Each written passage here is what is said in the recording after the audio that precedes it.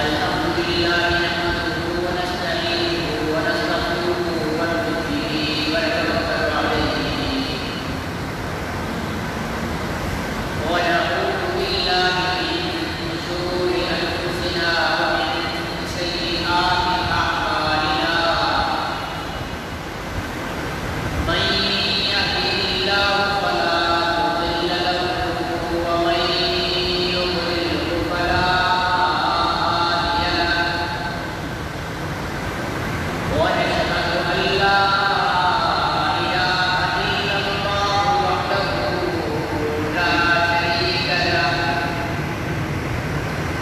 ونشهد أن سيدنا وسندنا وحبيبنا ونبينا ومولانا ومأوانا وملجانا محمدا عبده ورسوله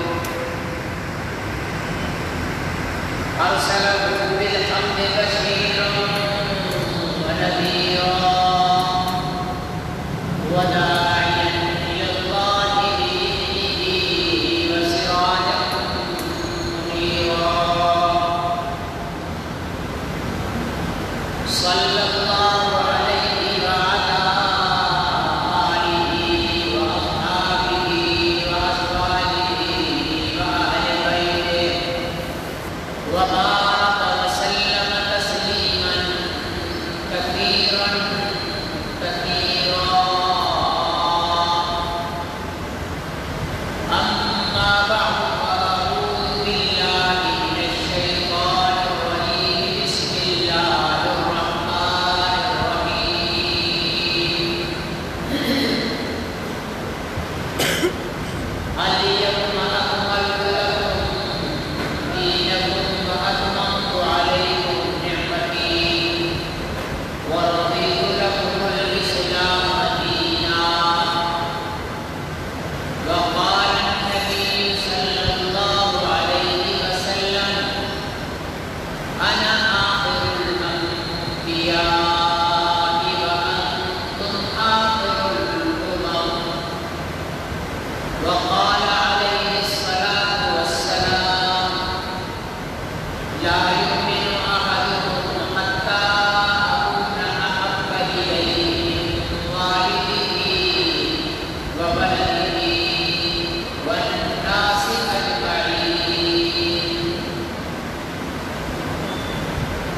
صدق الله العظيم وبلغنا رسوله النبي الكريم ونحن على ذلك لمن الشاهدين والشاكرين والحمد لله رب العالمين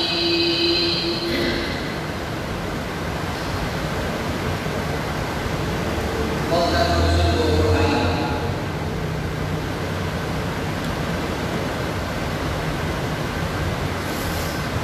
گزشتہ جمعے اور اس سے گزشتہ جمعے تحریک ختم نبوت کے حوالے سے گفتگو چل رہی تھی۔ گزشتہ جمعے تحریک ختم نبوت 1953 کے حوالے سے کچھ واقعات اور حالات آپ حضرات کے سامنے رکھے گئے تھے۔ آج بھی اسی تسلسل کو جاری رکھتے ہوئے بات کو آگے بڑھایا جائے گا۔ 1953 کی تاریخ میں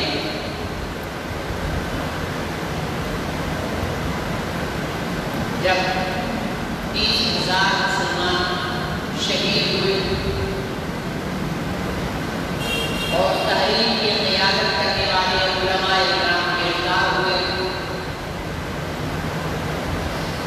تو وقتی طور پر حکومت کی طاقت اور قوت اور فوج کے غلط استعمال کی وجہ سے تحریک دب گئی۔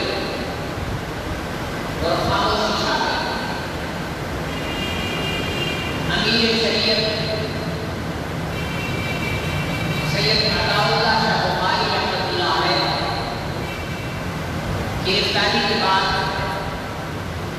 جب رہا ہوئے تو صحابیوں نے حضرت امیر شریعت رحمۃ اللہ علیہ سے یہ سوال کیا کہ حضرت آپ نے 30,000 مسلمان کروا دیے اپنے نبوت کے نام پر، نتیجہ کچھ بھی نہیں نکلا۔ ان 30,000 مسلمانوں کے خوب کا ذمہ دار کون ہے؟ تو امیر شریعت سید عطا اللہ شاہ بخاری رحمۃ اللہ علیہ نے فرمایا کہ نہ صرف یہ 30,000 بلکہ قیامت تک آنے والے ہر اس شخص کا میں ذمہ اٹھاتا ہوں جو حضور علیہ السلام نے اپنے رسول کے لیے اپنی جان قربان کرے گا، میں اپنے نانا سے انہیں جنت لے کر دوں گا۔ یہ تاریخی الفاظ حضرت سید عطا اللہ شاہ بخاری رحمۃ اللہ علیہ نے صحابیوں سے کہے۔ اور دوسری بات کہ تحریک میں پھر قربانی ہوئی، کوئی نتیجہ نہیں نکلا۔ امیر شریعت سید عطا اللہ شاہ بخاری رحمۃ اللہ علیہ نے فرمایا کہ بے شک ابھی نتیجہ نہیں نکلا، لیکن وقت آنے پر اس کا نتیجہ بھی ظاہر ہوگا۔ چنانچہ 53 کے بعد 10 سال کا عرصہ گزر گیا، پھر 74 آیا، پیپلز پارٹی کی حکومت تھی، شہید ذوالفقار علی بھٹو وزیر اعظم تھے۔ نشتر کالج ملتان کے طلبا، جیسے طلبا ٹور پر جاتے ہیں تو یہ حضرات بھی ٹور پر نکلے۔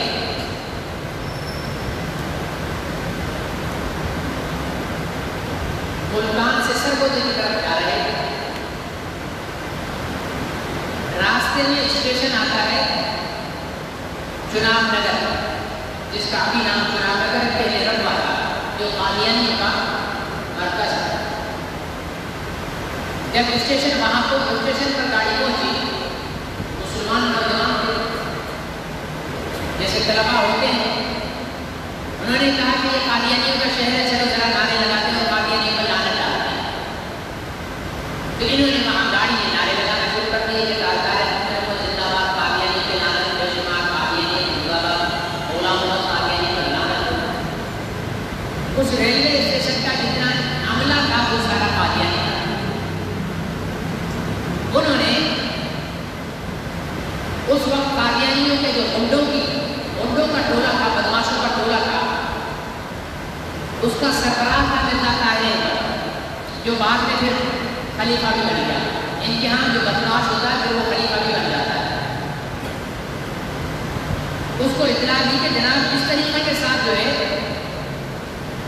مسلمان، انہوں نے جو نعرے لگائے تھے اسٹیشن پہ نکلے ہیں، تو قادیانی نے اعلان بنایا کہ ظاہر ہے یہ لوگ گئے ہیں تو واپس بھی آئیں گے، اور ریلوے کے ملازمین کے اس میں لگا دیا جب قادیانی تھے کہ یہ جب واپسی کی بکنگ کرائیں تو معلوم کر لو کہ کون سی ٹرین میں ہے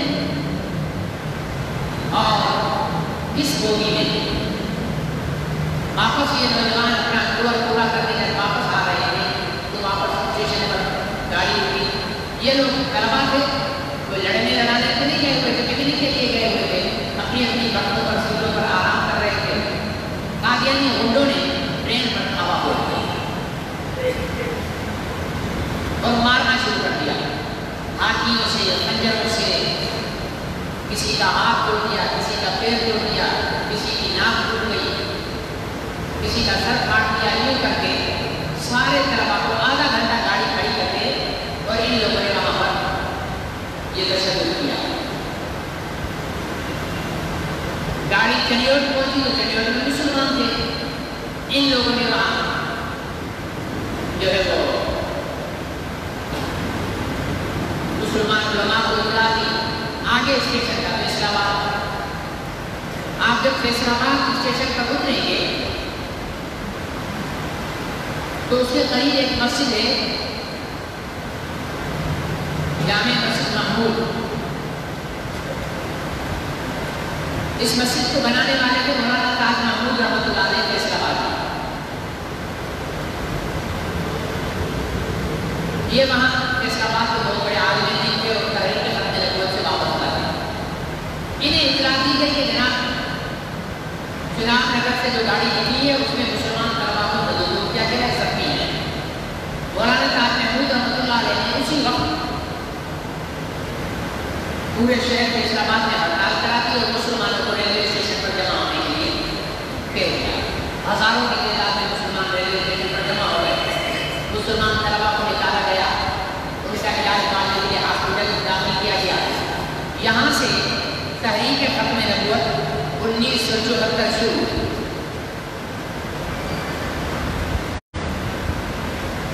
اچھا, جب بھی قادیانی کوئی بدماشی کرتے ہیں, کوئی چھیڑخانی کرتے ہیں تو اس کے نتیجے میں تحریک چلتی ہے اور قادیانیوں کا ہی جواب میں منہ کالا ہوتا ہے.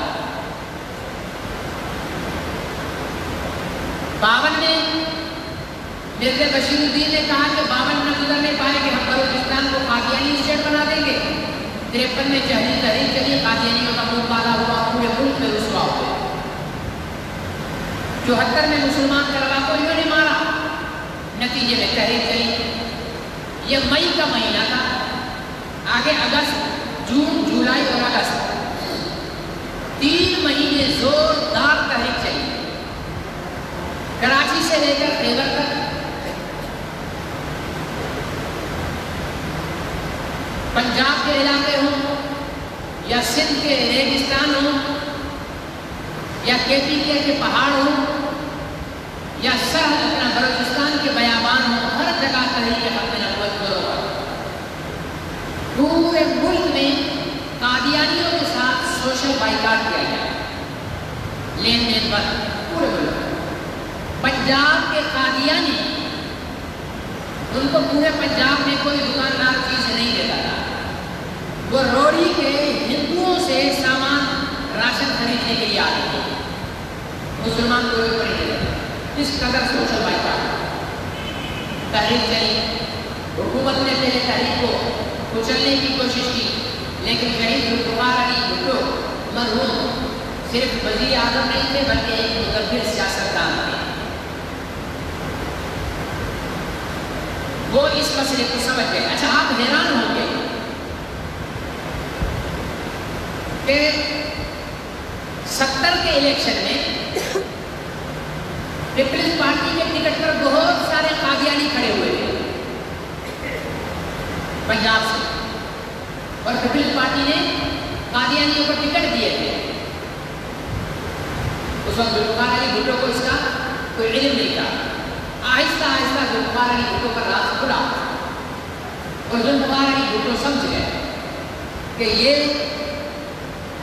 قادیانی وطن کے وفادار ہیں. ذوالفقار علی بھٹو نے کہ یہ الفاظ ہیں کہ جس طرح عرب کے اندر ایک ناجائز ریاست اسرائیل قائم کی گئی ہے, اسی طرز کی بر صغیر کے اندر قادیانی ایک ناجائز ریاست قائم کرنا چاہتے ہیں اور یہ میں انہیں کرنے نہیں دوں گا. تحریک جب چلی تو اس کا ایک طریقہ یہ تھا کہ عوامی دباؤ میں آ کر ذوالفقار علی بھٹو ایک ایگزیکٹو آرڈر جاری کرتے تھے. وزیر اعظم کے ملک کے ایگزیکٹو کے وہ آرڈر جاری کرتے تھے کہ میں قادیانی کافر ہے. بھٹو مرحوم نے ایسا نہیں کیا. علماء سے مشورہ کیا کہ آپ امت مسلمہ کا موقف اسمبلی میں لاؤ, قادیانیوں کو بھی اسمبلی میں بلاتے ہیں تاکہ انہیں یہ موقع نہ ملے کہ ہمیں تو سنا ہی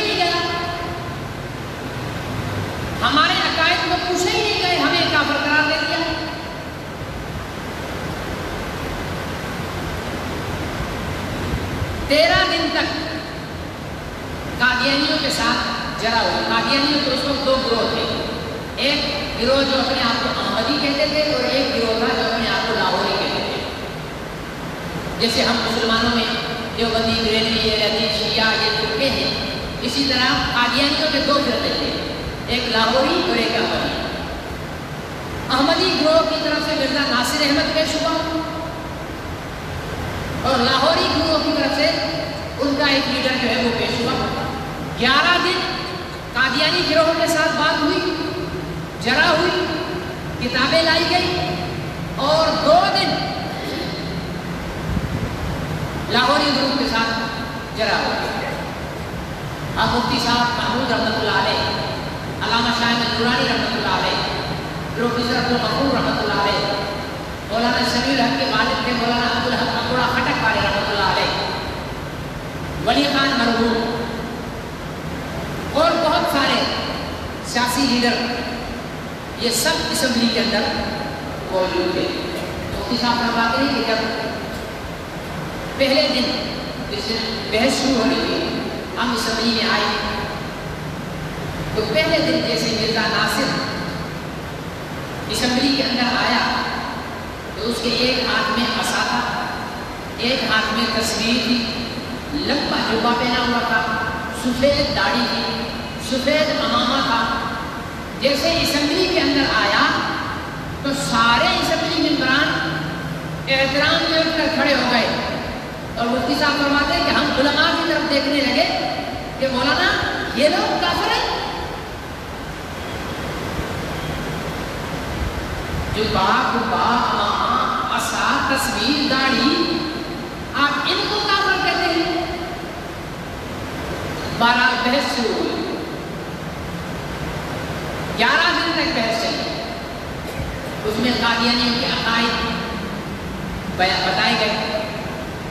عبدالحفیظ پیرزادہ اور دوسرے حضرات جو ہیں وہ امت کی طرف سے موقف پیش کرتے تھے. علماء اکرام لکھ کر حوالے کتابیں دیتے تھے اور وہ پیش کرتے تھے اسمبلی کے اندر. ایک ٹیم علماء کی وہ تھی جو اسمبلی کے اندر بیٹھی ہوئی تھی، جو پارلیمنٹ کا حصہ تھے، اور ایک علماء کی ٹیم وہ تھی جو پارلیمنٹ سے باہر عوامی دباؤ بڑھانے کے لیے اور عوام کو متحرک رکھنے کے لیے تھی. اندر جو ٹیم تھی ان میں یہ حضرات جن کے میں نے نام لیے وہ تھے، اور جو باہر ٹیم تھی علماء کی اس کی قیادت حضرت مولانا محمد یوسف بنوری رحمۃ اللہ علیہ کرتا ہے.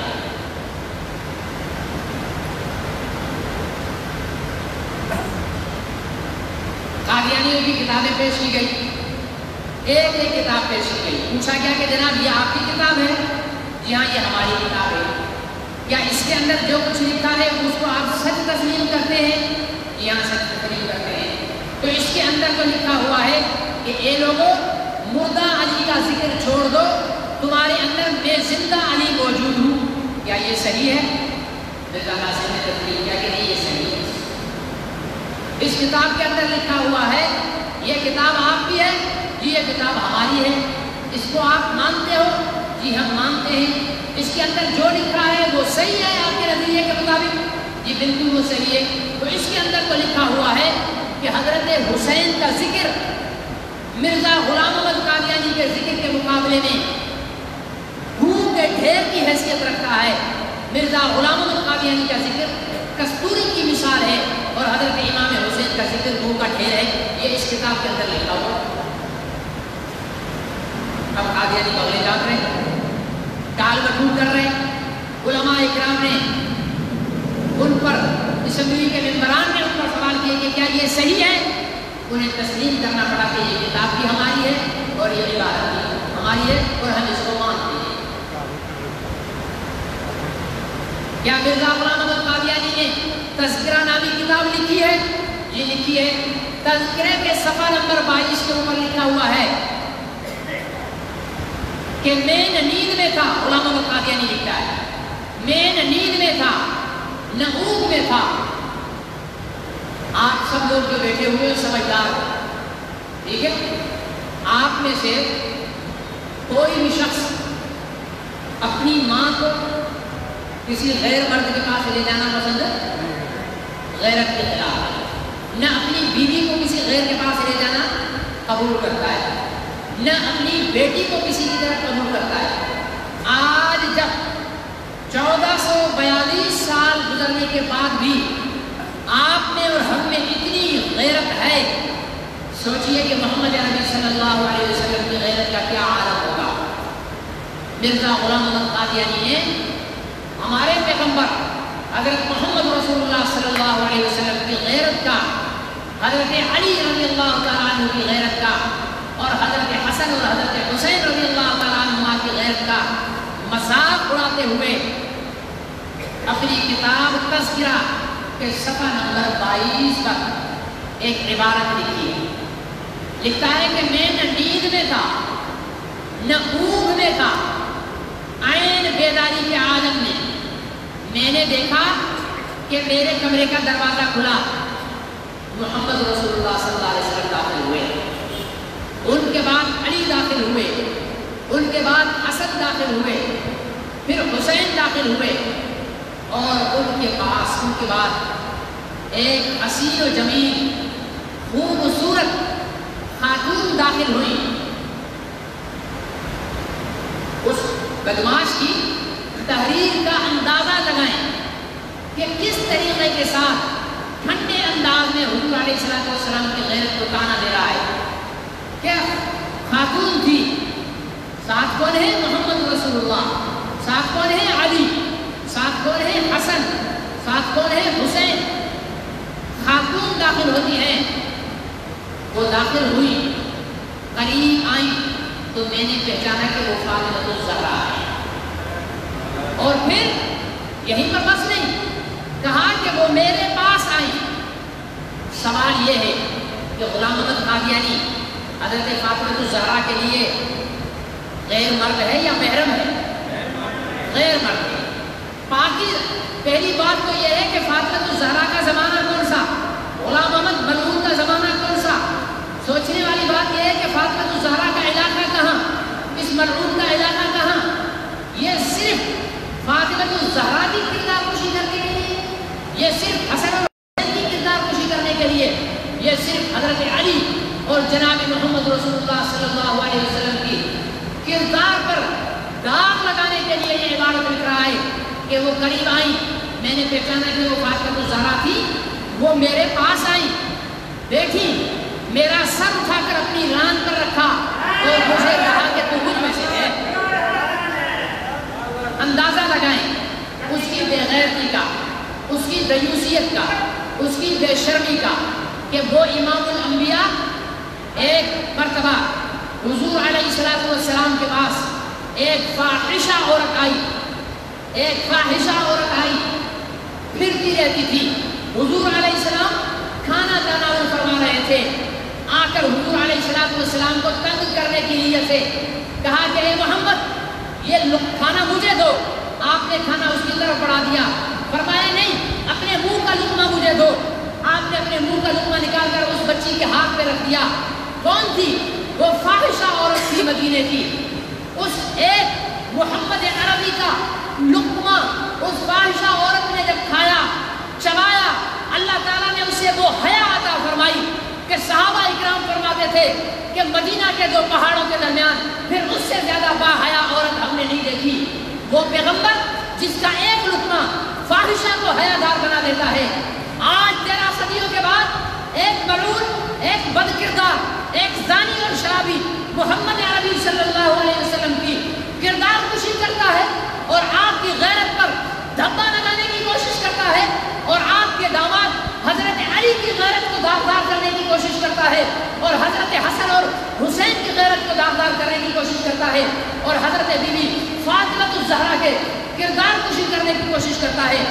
جب یہ بات عدالت میں پیش ہوئی تو مرزائیوں کے سربراہ سے پوچھا گیا کہ کیا یہ درست ہے؟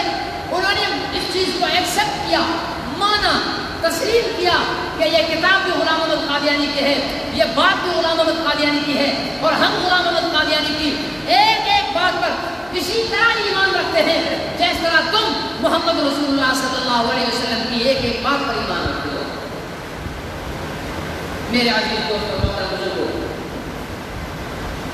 کتاب دکھائی گئی کہ یہ کتاب آپ کی ہے، یہ کتاب ہماری ہے۔ اس کتاب کے اندر یہ ایک تحریر ہے، غلام محمد قادیانی نے لکھی ہے۔ آپ مانتے ہیں اس تحریر کو؟ کہا وہ تحریر کیا ہے؟ اس تحریر کے اندر کیا تھا؟ وہ تحریر حضرت محمد رسول اللہ صلی اللہ علیہ وسلم کے روزہ اطہر کی توحید پر مشتمل تحریر تھی۔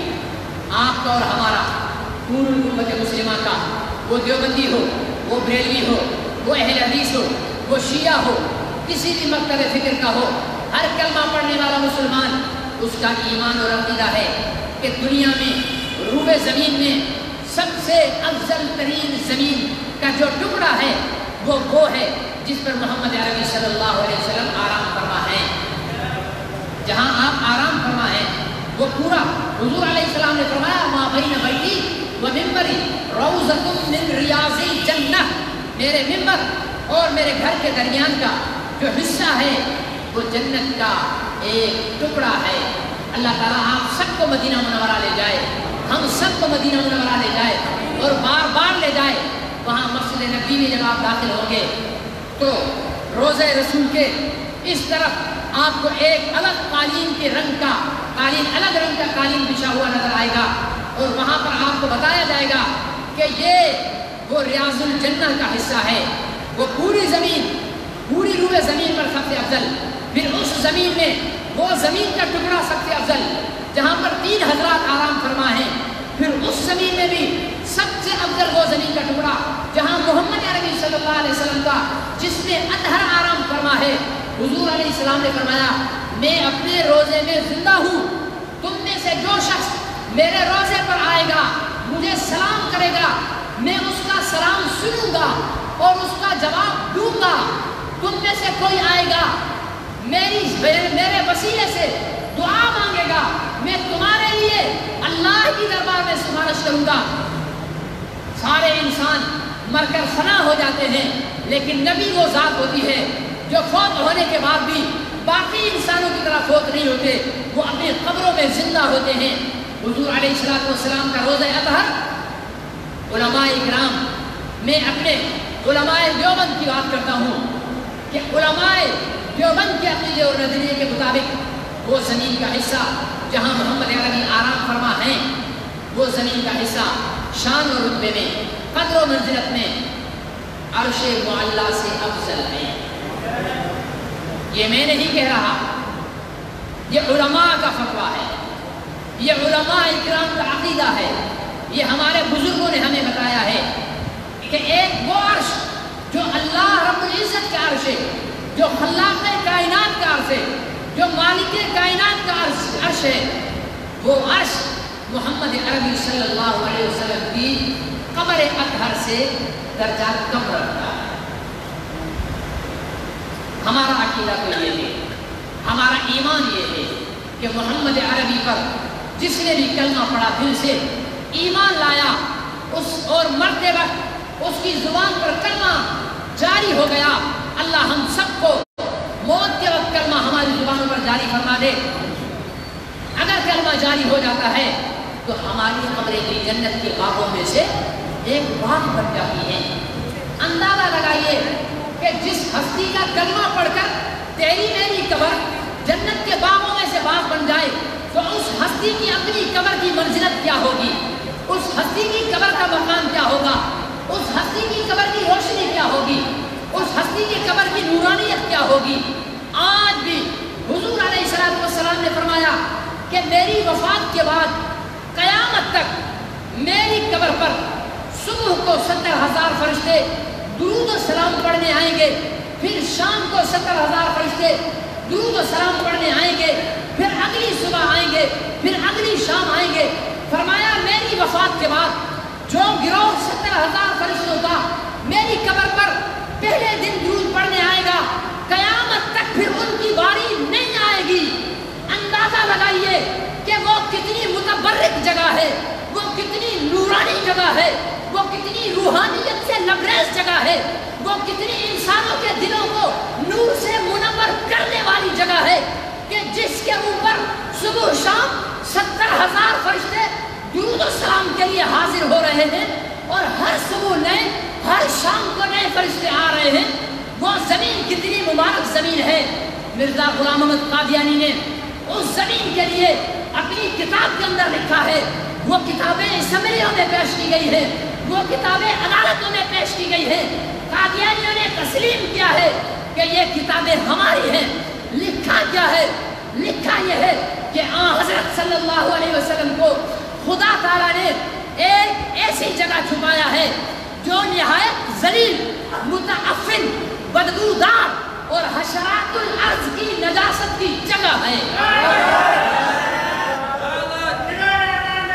میرے عزیز دوستو، میرے بھائیوں، اپنے دل تھام کر تو مجھے بتاؤ، ایک چور چوری کرتے ہوئے مر جائے، ایک ڈاکو ڈاکہ ڈالتے ہوئے مر جائے تو اس کی قبر کیڑوں سے بھر سکتی ہے، اس کی قبر میں کیڑے پڑ سکتے ہیں، اس کی قبر میں بدبو ہو سکتی ہے، اس کی قبر میں جو ہے وہ کیڑے کی نجاست ہو سکتی ہے، لیکن چور کے ماں کے پاس بھی اگر تم جاؤ گے اور اسے جا کر کہو گے کہ اے عورت، تیرے بیٹے کی قبر کیڑوں سے بھری ہوئی ہے، تیرے بیٹے کی قبر بدبودار ہے، تو وہ ماں بھی آپ سے ہاتھ جوڑ کر کہے گی کہ میرے بھائی، میرا بیٹا چور تھا، اپنے رب کے پاس گیا، اس کی قبر میں کیا ہے وہ جانے، اس کا رب جانے، لیکن آپ تو یہ الفاظ کہہ کر میرا دل مت دکھاؤ۔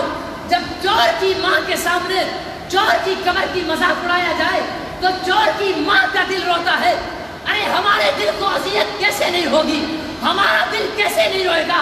ہمارا دل خون کے آنسو کیوں نہیں روئے گا؟ جس کے نام کے صدقے میں ہماری قبریں منور ہو، جس کے نام کے صدقے میں ہماری قبریں جنت کا باغ بن جائے، جس کے نام کے صدقے میں ہم جنت کے مالک بن جائیں، جس کے نام کے صدقے میں ہم جنت کے باغات میں مزے اڑائیں، ارے اس کے روزے کو یہ گروہ، بدماش گروہ، شیطان گروہ، دیوس گروہ، بدبودار کہے، میرا دل نہ دکھے تو کیا دکھے، اس کے روزے کو ذلیل کہا جائے، میرے سینے میں آگ نہ لگے تو کیا ہو، اس کے روزے کو کیڑوں مکوڑوں کی نجاست کی جگہ کہا جائے، پھر میری زبان بند رہے تو ایسی زبان خدا چھین لے تو بہتر ہے، میرے دل میں درد نہ ہو وہ دل بند ہو جائے تو بہتر ہے، میرے سر میں درد نہ ہو وہ سر دھڑ پر نہ رہے تو بہتر ہے۔ آگ لگے گی، محمد عربی کے روزے کو ذلیل کہا جائے، محمد عربی کی قبر کو ذلیل کہا جائے، محمد عربی کے روزے کو نجاست کی جگہ کہا جائے، اس سے بڑی امت مسلمہ کے لیے اور کون سی قیامت ہو سکتی ہے؟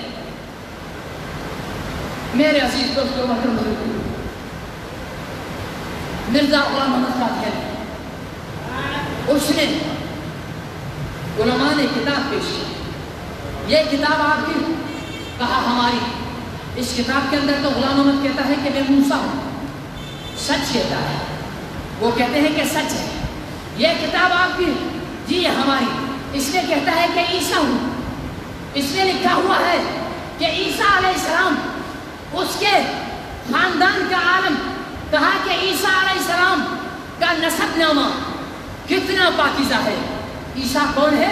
کہو روح اللہ، بولو روح اللہ، اللہ کی روح سے پیدا، اللہ کے نفخ سے پیدا۔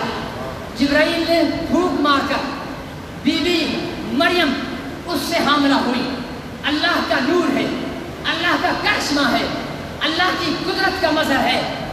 اس پیغمبر کے لیے مرزا غلام احمد قادیانی نے لکھا کہ عیسیٰ علیہ السلام کا خاندان کتنا پاکیزہ ہے، اس سے اندازہ لگا لو کہ عیسیٰ علیہ السلام کی 3 نانیاں اور دادیاں زناکارہ اور فاحشہ ہوتے تھیں۔ یہ کتاب پیش کی گئی اسمبلی میں، کہا کہ یہ بھی ہم اس کو مانتے ہیں۔ آگے بات کی گئی کہ یہ کتاب تمہاری ہے، خطبہ الہامیہ ہے، اس کتاب کا نام ہے، یہ کتاب تمہاری ہے، کہا یہ کتاب بھی ہماری ہے۔ کہا اس کتاب کے اندر تو غلام احمد قادیانی نے کیا اعلان کیا ہے؟ میرے مسلمان بھائیوں، آپ اپنے دل سے پوچھو، اپنے دل سے پوچھو، اپنے دماغ سے سوچو، ہمارا ایمان یہ ہے کہ آدم علیہ السلام سے لے کر عیسیٰ علیہ السلام تک سب نبیوں کو ترازو کے ایک پلڑے میں بٹھا دیا جائے، ایک دوسرے پلڑے میں خاتم الانبیاء کو بٹھا دیا جائے، تو بھاری پلڑا خاتم الانبیاء کا ہوگا۔ کیوں؟ اس لیے کہ جو اس پلڑے میں بیٹھے ہیں وہ اپنی امتوں کے تو نبی ہیں، لیکن خاتم الانبیاء کے وہ بھی امتی ہیں۔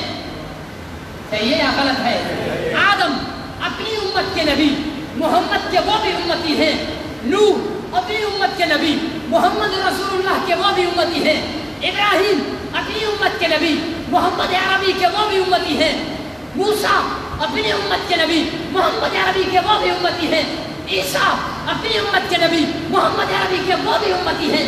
تو ظاہر ہے امتی اور نبی برابر نہیں ہو سکتا ہے، جیسے ہم نبی کے برابر نہیں ہو سکتے، اس طرح سوالات نبی انبیاء علیہ السلام بھی محمد عربی کے برابر نہیں ہو سکتے۔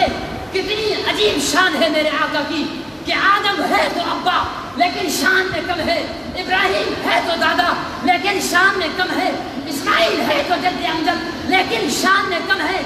سارے انبیاء کے نبی ہیں۔ اللہ نے اتنا بڑا مقام دیا کہ ہم سب نبیوں کو بھی محمد عربی کے ہم سر نہیں مانتے ہیں۔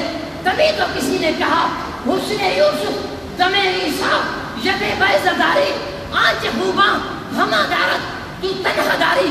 تبھی تو کسی نے کہا آفاق ہائے گردی دام مہر بھتاں وسیع دام بسیار خوباں دی دام لیکن تو چیزیں دی گئی۔ تبھی تو کسی نے کہا قدم قدم پہ برکتیں نفس نفس پہ رحمتیں، جہاں جہاں سے وہ شفیع آسیاں گزر گیا، جہاں نظر نہیں پڑی وہاں ہے رات آج تک سحر ہوئی، وہاں وہاں جہاں جہاں گزر ہوا۔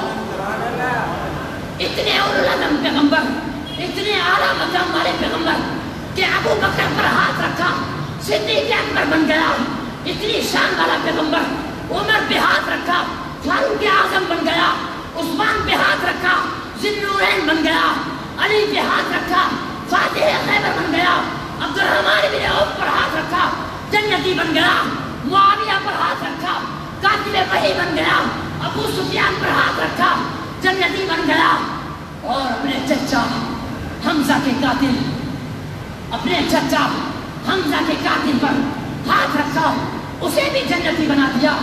کون؟ محمد، وہ محمد کہ پوری جتنے نبی دنیا میں آئے ہر ایک نبی کی شان یہ تھی کہ اللہ نے انہیں بلا کر وحی دی۔ موسیٰ سے کہا طور پر آ کر کتاب لے جاؤ، ابراہیم سے کہا فلاں جگہ آ کر وحی لے جاؤ، لیکن جب محمد عربی کو وحی دینے کی باری آئی تو جبرائیل کو یہ نہیں کہا کہ جبرائیل میرے محمد کو عرش میں بلاؤ پھر اسے وحی دو، نہیں، جبرائیل کے ہاتھ میں وحی تھما دی اور کہا جبرائیل اب میرا پیغمبر مکے میں ہو تو مکے جانا، میرا پیغمبر مدینے میں ہو تو مدینے جانا، میرا پیغمبر طائف میں ہو تو طائف جا، میرا پیغمبر بدر میں ہو تو بدر جا، میرا پیغمبر احد میں ہو تو احد میں جا، وہ حنین میں ہو تو حنین میں جا، وہ تبوک میں ہو تو تبوک میں جا، وہ عائشہ کے بستر پر ہو تو وہاں وحی لے جا۔ یہ مرغی والی آسان مت کیا کرو، نعرہ لگانا ہو تو مجاہدوں والا لگایا کرو ورنہ نہ لگایا کرو۔ میرے عزیز دوستوں اور میں محترم بزرگوں، آپ اندازہ لگاؤ میرے پیغمبر کی شان پوچھتے ہو جس کے ہم سری کا دعویٰ ایک زانی کرتا ہے، ایک شرابی کرتا ہے، میرے پیغمبر کا مقام کیا ہے؟